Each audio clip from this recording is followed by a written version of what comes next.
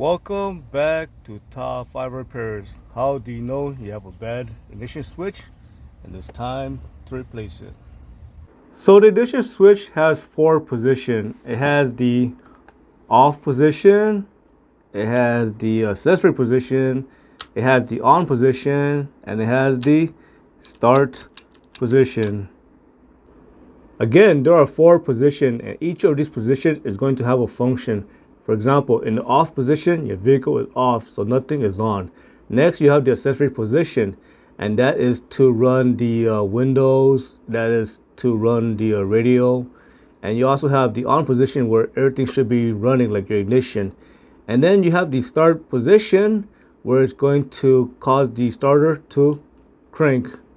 When the ignition switch is failing, it can cause all sorts of issues. It can cause starting issue, and it can also cause stalling. For example, when you're trying to start your vehicle and the ignition switch is bad, it can cause a no start. It can also cause an intermittent no start. And when the vehicle starts, it may actually cause the vehicle to shut off after starting your vehicle. And again, when the internal mechanism is failing on the ignition switch, it can actually cause your vehicle to stall while driving. You may notice that when you hit a pothole or speed bump and your vehicle turns off out of nowhere, that could be a sign of a bad ignition switch. The next sign that you know that you have a bad ignition switch is going to be no power on the dashboard, or the dashboard light is flickering when trying to start your vehicle. When the ignition switch becomes extremely bad, and sometimes the internal mechanism can start to jam up.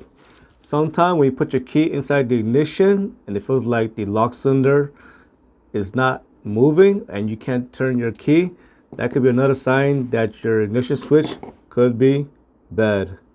How do you test for a bad ignition switch? And the answer is very simple. All you need is a screwdriver and tap on the lock cylinder where you insert the key. And that vibration and movement might cause the internal mechanism to temporarily make contact, and your vehicle might start.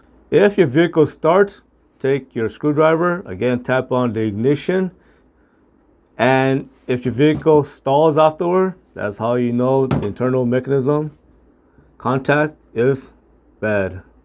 When the ignition switch is in the start position, it should send power to the starter. So if you go to your starter and you go to this part over here, you should have power going to this part when starting your vehicle. And if you see no power, that could be another sign that you have a bad ignition switch. Of course, you want to make sure that you don't have a bad starter relay or a bad starter fuse or a wire issue. Replacing the ignition switch can be easy, and it can also be complicated. For this vehicle that I worked on, it is very simple to replace it. To replace the ignition switch, you have to remove this connection right here, which goes in out here and out like this. Then you have to remove the screws. So you can use a small tool like this to get to it. And it's very simple to replace it. Take out the old ignition switch right here, and you want to compare it with the new one. You want to make sure it is the exact same thing and it looks correct. I hope you found this video useful. As always, thank you for watching and subscribe to Top 5 Auto Repairs.